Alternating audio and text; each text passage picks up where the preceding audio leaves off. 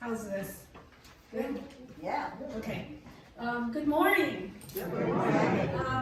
Welcome to the Unitarian Universalist Congregation of the Shenandoah Valley. My name is Sally Smith, and I'm a member of the Board of Trustees.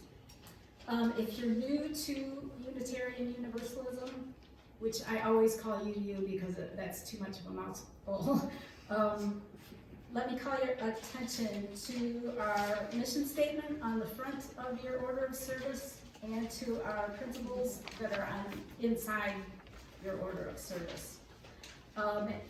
If you would like to learn more, there's a white card that you might find in the back of a pew or in a hymnal, and if you would just fill that out and either drop it in the donation basket or give it to someone or put it out on in the foyer there.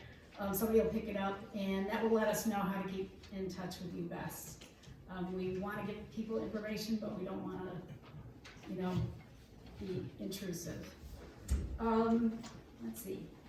It's our custom to ask for first or second or even third time visitors or people returning after a long while to stand and tell us where you're from. Is there anybody on this side of the room who's new today, who's a visitor? Go ahead and stand. And hello, my name is Randy Nelson. I traveled from Lake Lure this morning to be here on that windy road. And it's good to be here. welcome. Is there anybody on this side who would like to tell us who you are?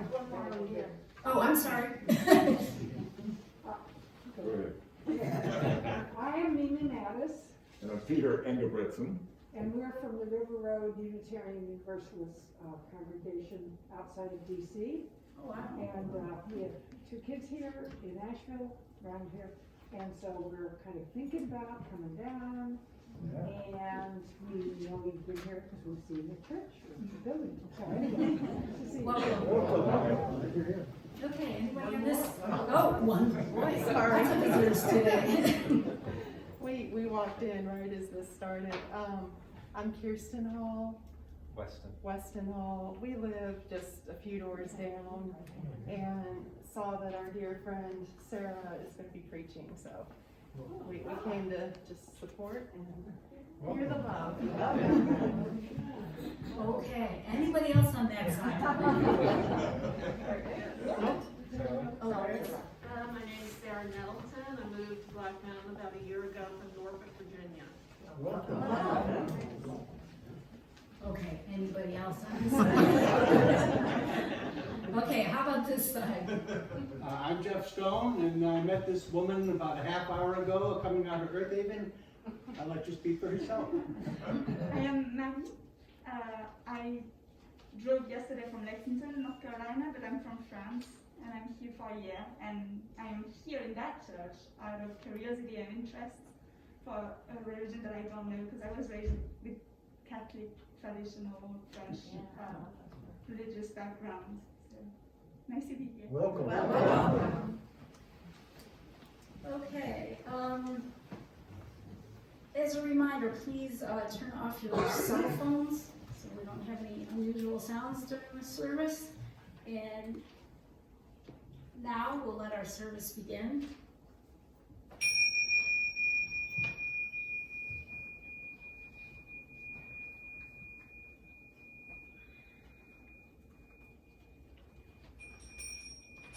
Sorry about that.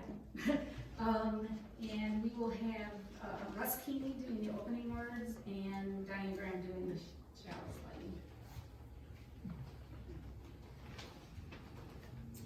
Good morning. The opening words are from Zen Master Thich Nhat Hanh. In Buddhism, we speak of touching nirvana with our own body. In Christianity, you can also touch the kingdom of God with your body, right here and now. It's much safer than placing your hope in the future. If we cling to the idea of hope in the future, we might not notice the peace and joy that are available in the present moment. The best way to take care of the future is to take care of the present moment.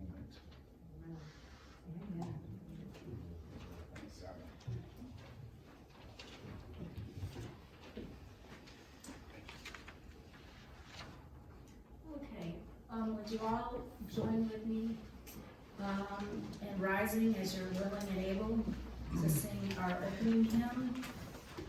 Number 100, I've got Peace Like a River.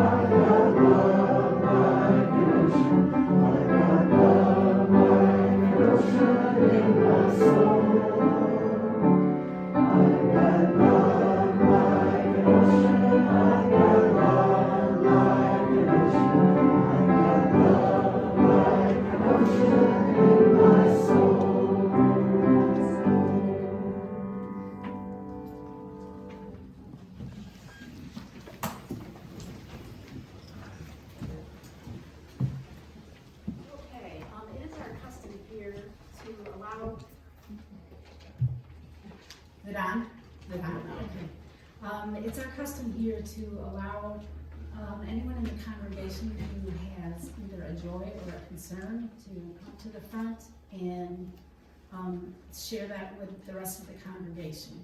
So if anyone has a joy or a concern, please come on up now.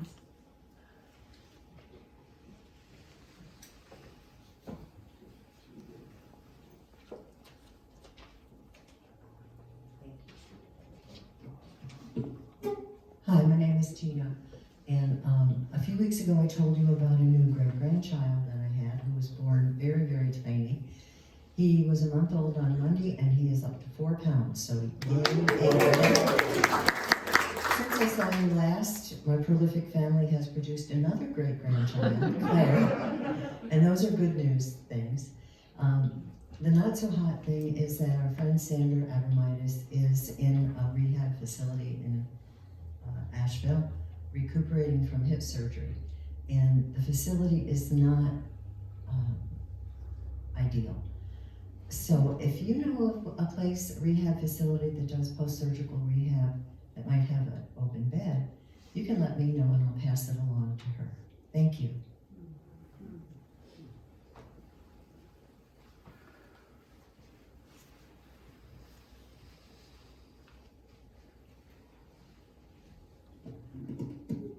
Hi, Larry Grillman. Just give you an update. Andy Reid is going home tomorrow.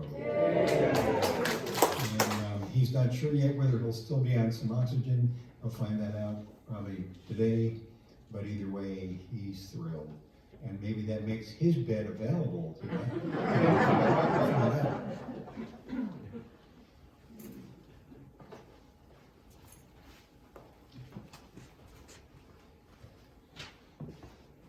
Hi, I'm Linda Tatsapa. I just wanted to share that I am helping, along with my siblings, my parents transition to a retirement home.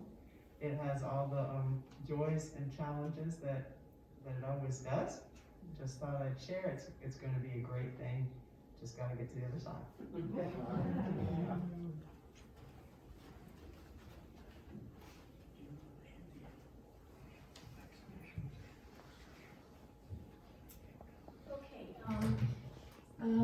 like to have Diane light an additional candle for anybody who was unable to come up at this time or just didn't feel it was appropriate at this time.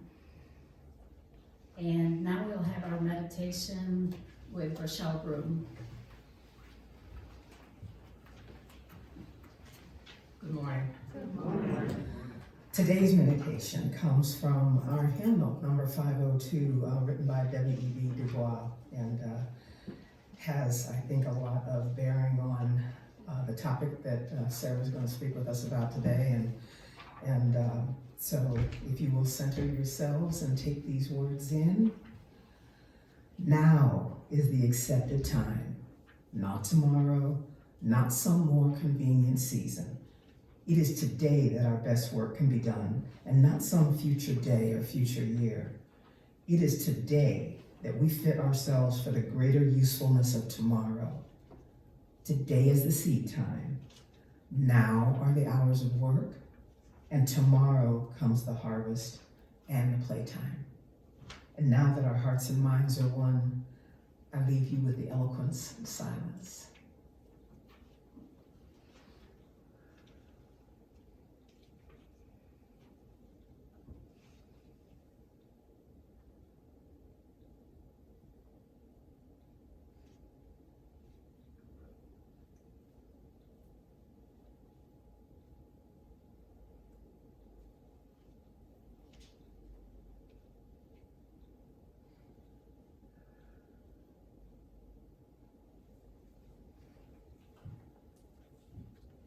Thank you, Rochelle.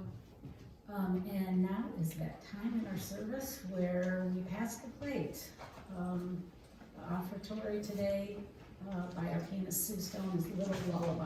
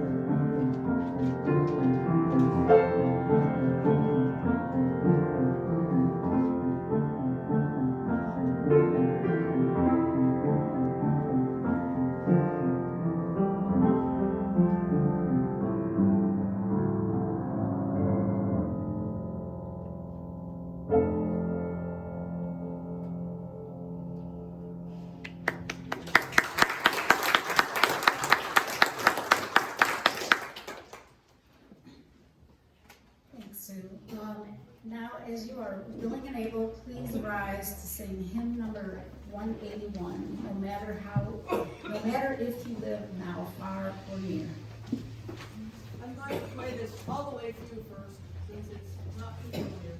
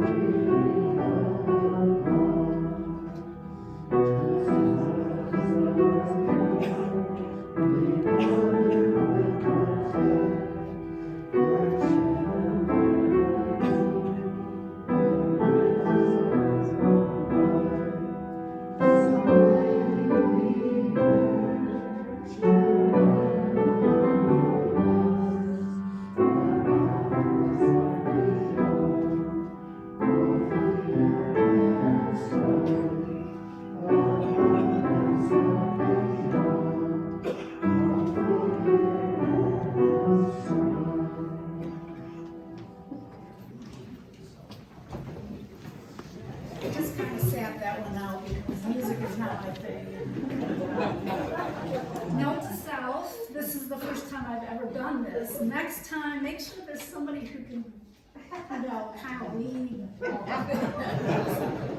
Other note to self, I need to find some bad jokes when I come. Okay, I first became acquainted with today's speaker because she's a potter. And I know that she first started at the clay studio downtown at the Black Mountain Center for the Arts, and that's where I work too. As a potter, Sarah Sunshine at the time I started there had already gone on to bigger and better things. And she owns Sarah Sunshine Pottery, which is almost just across the street. But as time went on, I started to hear other interesting things about Sarah. She practices Zen Buddhism here in the heart of Appalachia. She founded something called Eco-Chaplaincy. She got her Master's of Divinity degree at Naropa University, which is the same place one of my sons, who is a devout yogi, got his master's in contemplative religions. She lived in a monastery in Japan for 3 years, and this is my favorite, she lived in a tree for a year. So when I recently joined the Sunday Service Associates Committee and her name came up, I jumped on the chance to contact her. And today, she is here to speak about radical joy, a Buddhist perspective on how to live in the present moment. Please welcome Sarah Vekasi.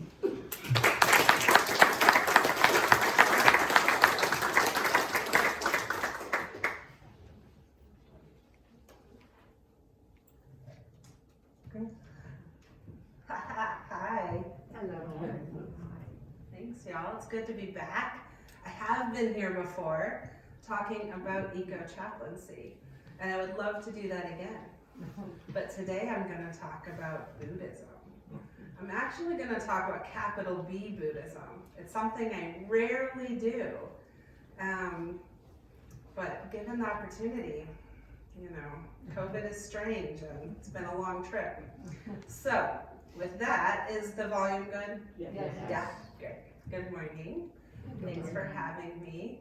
As Sally said, I live at the end of Beach Street. So if you ever see those signs that say pottery sale with an arrow, it's a safe landing. You end up at my house. You're welcome to come and follow them.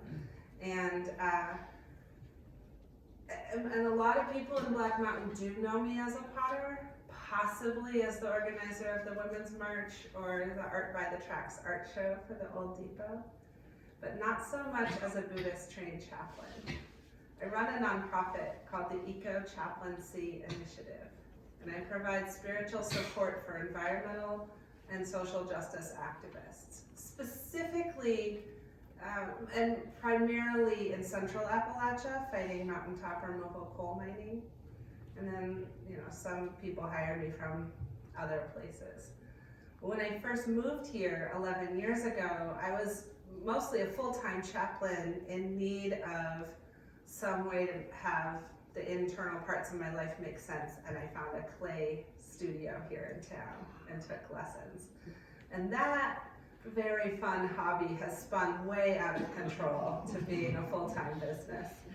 And it's a delight. The other day I was walking with my friend Martha, and we were walking our dogs, talking. She was asking me about Buddhism. And I totally fumbled the answer because I realized, and I was like tripping over my words, which is unusual for me. And I got home and I was thinking about it. I was thinking, wow, in all the time that I am a chaplain, if you don't know what a chaplain is, it's like a minister where everyone I encounter, I offer them religious and spiritual support in language appropriate to them in their religious calling, not mine. So in all this time, I mostly work with Christians, with atheists, agnostics, anarchists, primitive Baptists, Unitarians, but not Buddhists. And so I don't really talk about it anymore, which is kind of interesting. When I got the opportunity to speak here, I was thinking, well, it's a Sunday service. They know I'm a Buddhist chaplain. Why don't I just dive right in? So here we are. I want to talk today about one of the important, well, let me back up just a second. So I was thinking about this conversation with Martha and why I was stumbling over my words. And I gave myself the question, what is it about Buddhism specifically that I would love all of my friends and all of the people I work with to know? I have zero interest in proselytizing. I really have no need for anyone to convert or practice Buddhism per se. But there are gems that come specifically from this tradition, and it is already all the time being diffused into our society. And one of the primary ones is this focus on mindfulness, embodying the present moment. And I want to explain why from the Buddhist tradition, where that comes from, because that context often gets lost. And then after that, whether you care or not about the Buddhist part doesn't matter, because embodying the present moment is awesome, and I recommend it regardless of religious inclination. So we're going to dive in. Buddhism, as a religion and a faith, it stems from the story of one spiritual seeker in ancient India. His name was Siddhartha Gautama. He was born a wealthy prince into a home that could provide for everything. And at his birth, it was predicted that he would either become a king of kings or the best spiritual seeker of his time. obviously his parents wished it was King of Kings, right? So they threw everything at him, all the wealth, all the wonder. And as circumstances would have it, the spiritual seeking part of his being still carried through. And at a young age, when he was witness to 4 very important acts of a birth, someone sick, someone aging, and someone dying, he left home and he went on a quest. And his quest took him to all the great teachers of his time, and he surpassed them, and he continued questing. Because every time he'd come to a great understanding, he would ask himself, does this solve the nature of mind? Does this end suffering for all beings? And I mean, he had many answers, but he didn't have the answer, so he kept going. At any rate, he continued and he persevered through many hardships until great, extraordinary, complete enlightenment overtook him. When he embodied the pureness of awareness, known as enlightenment, his students, the people that were already at the top of their spiritual game, gathered for his first teaching. And this guy, he had his first teaching figured out. He had it down. He had a 4-fold path, fourfold truth, and an 8-fold path, and he delivered it with precision. In his very first teaching, he explained that all of existence is characterized by suffering. Bummer, right? So that's sort of it. All existence is characterized by suffering, and this is why Buddhism has a tough time recruiting new practitioners. However, he defines suffering as constant change, as beginning with birth, mandated through sickness, through aging, through death. So this isn't the kind of suffering where we're having hard feelings, or we're having an off day, or things are hard. This is the very nature of embodiment itself, of birth and death, of conditions that abide, because no matter what, this world is constantly changing. It is of the nature of change, or impermanence. And the only thing constant within that is change itself. In this context, that is what is called suffering. The reason it's suffering, given this news, is because we don't want it to. We are constantly clinging to things being as we perceive them, or as we want them to be. So often is translated as attachment, or clinging, desire. We want those we love to stay close to us, but even things that seem permanent to stay that way. And through that process, we create this continual cycle: birth, old age, sickness, and death. Well, the third noble truth, first one is that we are of suffering, and the second is that it's because we cling to things being constant, even though they're changing. The third one is that there's a cessation. It's where the good news comes in. There's a cessation of suffering, and it's available to all of us at any given time. And the fourth one is there's a path to get there. Well, good thing he got there, right? Or people wouldn't have kept listening to him. He expounded on this path. He said, simple, no big deal. There's 8 things you gotta do. You gotta have right view, right intention, right speech, right action, right livelihood, right effort, right mindfulness, and right concentration. But I can tell you that now, 2,000 years later, there are whole schools of practice about each of those, right? Like full entire traditions that are really focused just on right view, or right action, or right speech. But all of them come from this idea that there is a cessation of suffering available to all at any time. Clearly today, I don't have time to go into all of this, and I wouldn't want to. Although Robin was asking earlier if there are any Buddhist groups around, and there are not, so we could get into it if anyone wants to start a group. Different topic. At any rate, I'm bringing up the 4 noble truths and the 8-fold path because the whole foundation of Buddhist practice comes from that first teaching. It stems from there. And I'm lifting up this foundation because I have experienced so much relief from this understanding that every single aspect of life all around us is the nature of change. And anytime we cling to it staying one way or another, we're causing ourselves and others harm. We cannot stop the nature of change. We cannot make the impermanent permanent. We are constantly aging. We continually get sick.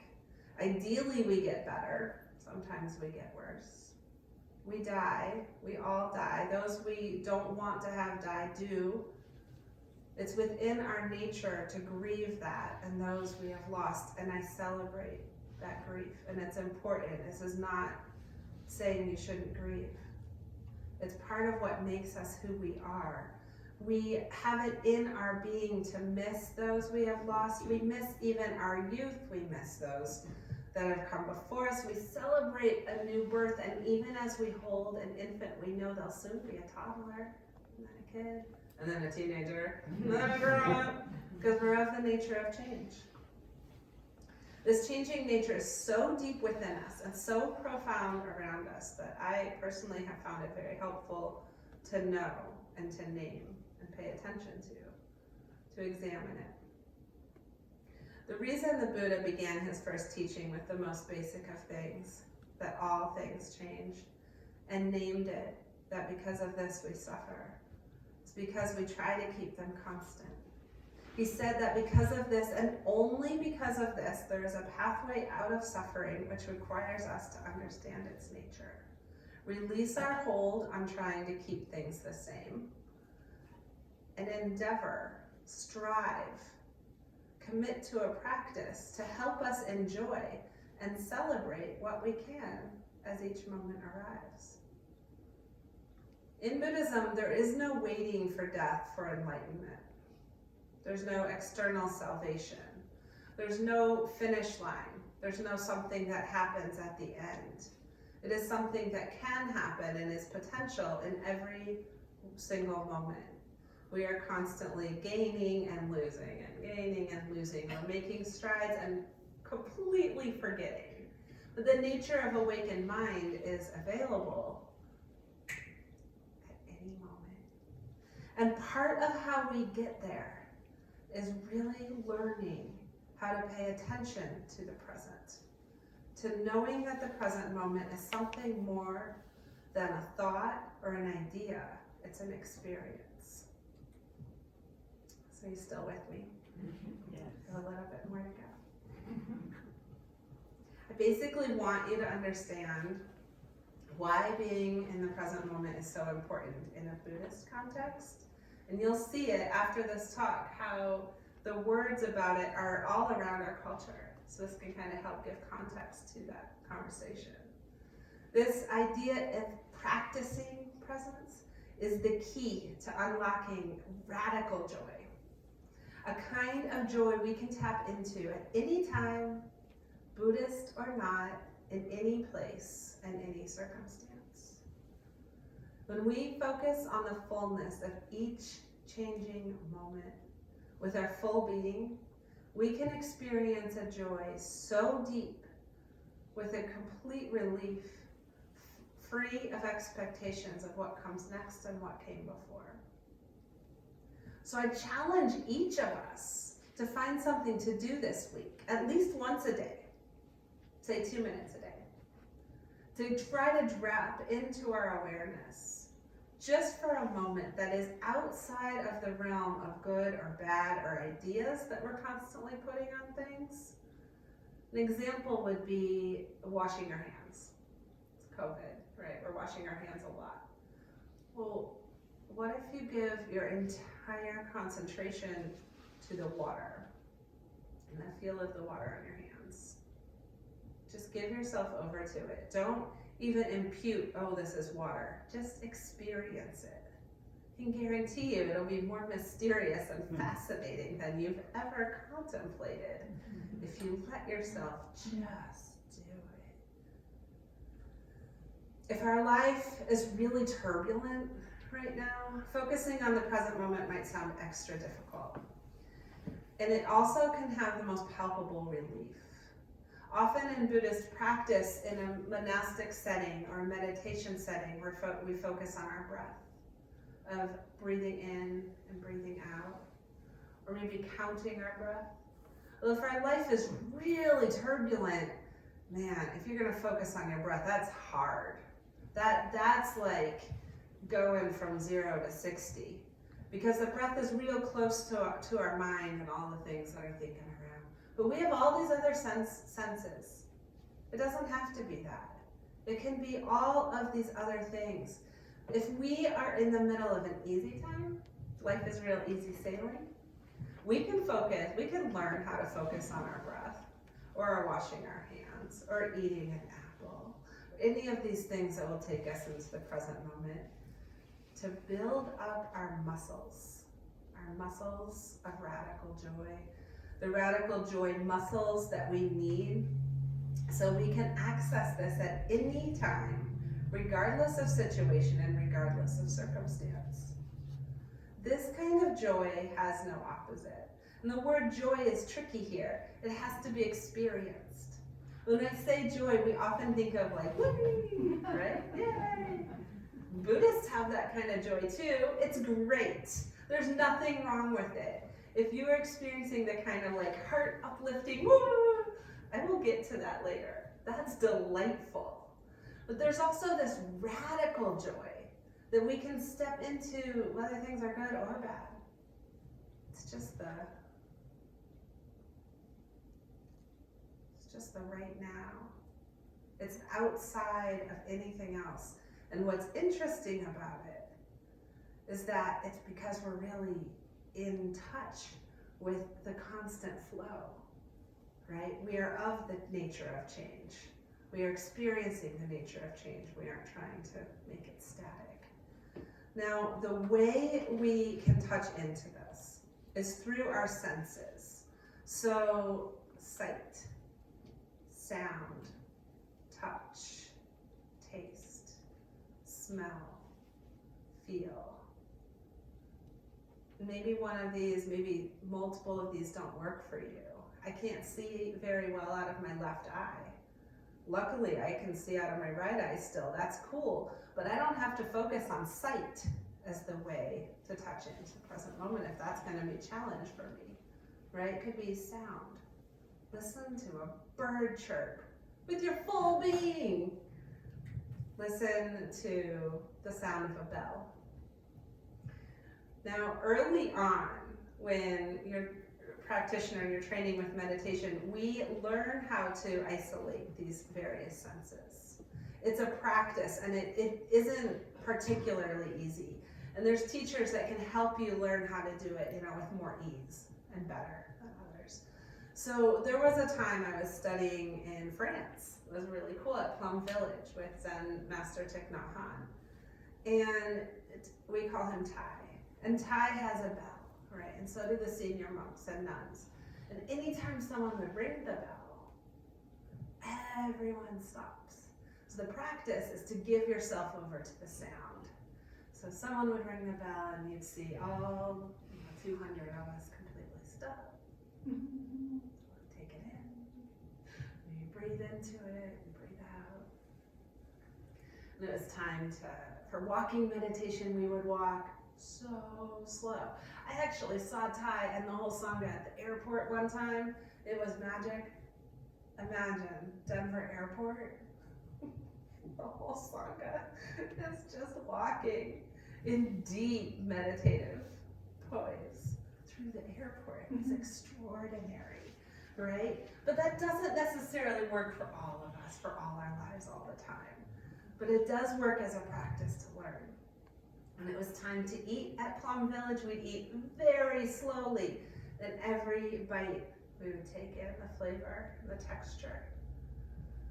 When it was time to chant, our chants were translated into languages we would understand, and we sung melodically and beautifully.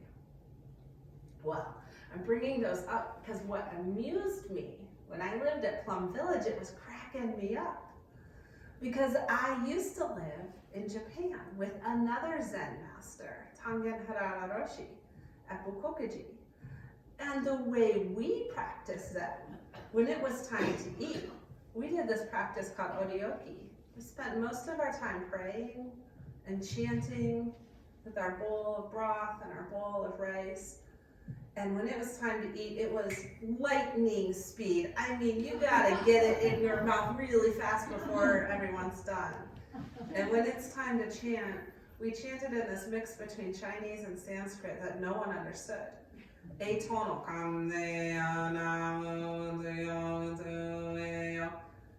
It's just a different way of practice. Either which way gets you into this space where even though they seem paradoxical or contradictory, they both get you right, lightning into the present moment with a swiftness. There's a lot of imagery in Buddhism of a bodhisattva of wisdom who has a sword that lights on fire, can just slash through all of our delusions. Like, get you right there. Well, what can get us right there is our presence.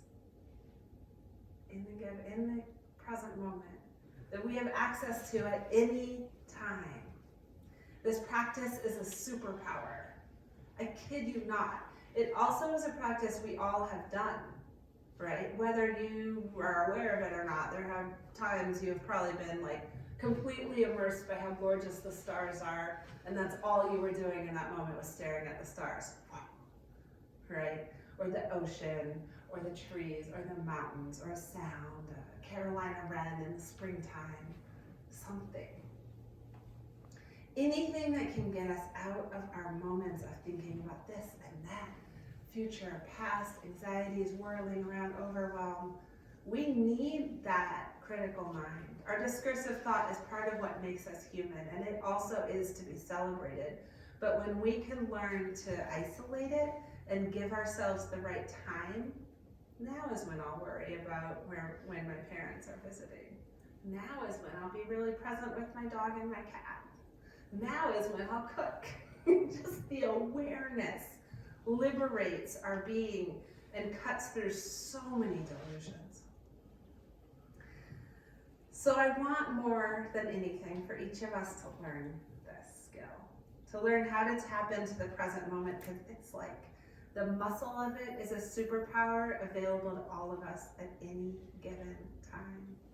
And there's many ways to learn how to do this. They do not need to be Buddhist, of course. You just need to learn to train your mind to focus on your senses and pay attention to the wonders all around us. Anytime we can drop discursive thought and replace it with pure awareness, we can embody the present. So, if you give yourself the opportunity to dwell in the present at least once a day, the hand washing thing, right? Or eat an apple just with your full being, or ring a bell, listen to it. I can assure you, I promise you, you'll get a positive result from it. And then remember when I said I'd get back to the kind of joy that makes our hearts sing? Well, I want to lift that up too. Because Buddhists often get a bad rap that we're just about suffering. We talk a lot about suffering. Well, yes, it's true. But when we're having great joy and glee, what we do is this practice that I also would love to share, because I think it's kind of cool. If I'm experiencing something just so fantastic, I'm going to give myself to it completely. Yay, everything's great. And I try to cultivate the awareness to be like, oh, this is really special. So, may all beings feel this sense of support and happiness that I feel in this moment. I do what's called cultivating the positivity or the merits from that moment and dedicating it to others. I'll say something like, may this feeling of elation and sweet happiness be felt by all beings. So with that, I'm going to close this talk. And thank you for the opportunity to speak about learning to touch into the present moment and why it's important in a Buddhist context. And I'll end with my own dedication of merit in the Buddhist tradition. This is how we ended class. This is how we started and ended class in seminary as well. If any of these words have helped open our awareness to the profound gifts available in the present moment, may they be of service for our best selves and help on the pathway of awakening and awareness, the benefit of all beings. So be it. Thank you.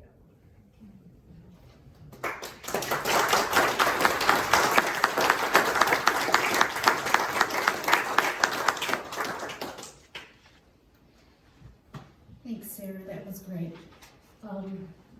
And I myself had been through what was called mindfulness training.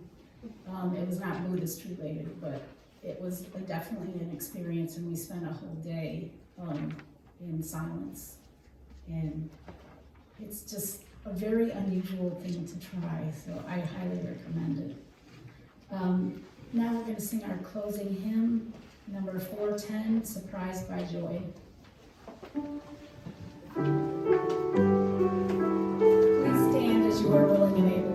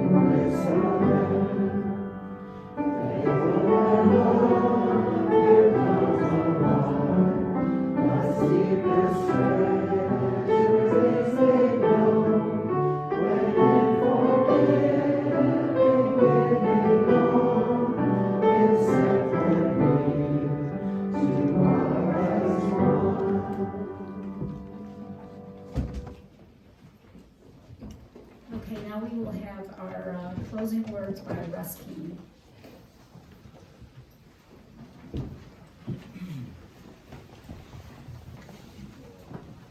Our closing words, created for joy. A piece, as translated by Daniel Ladinsky. I sometimes forget that I was created for joy. My mind is too busy, my heart is too heavy for me to remember that I have been called to dance, the sacred dance of life. I was created to smile, to love, to be lifted up, and to lift others up. O sacred one, untangle my feet from all that ensnares. Free my soul, that we might dance, and that our dancing might be contagious.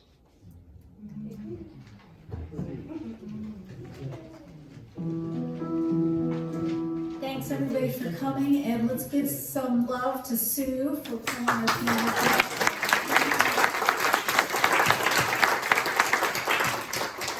And we hope to see you all again.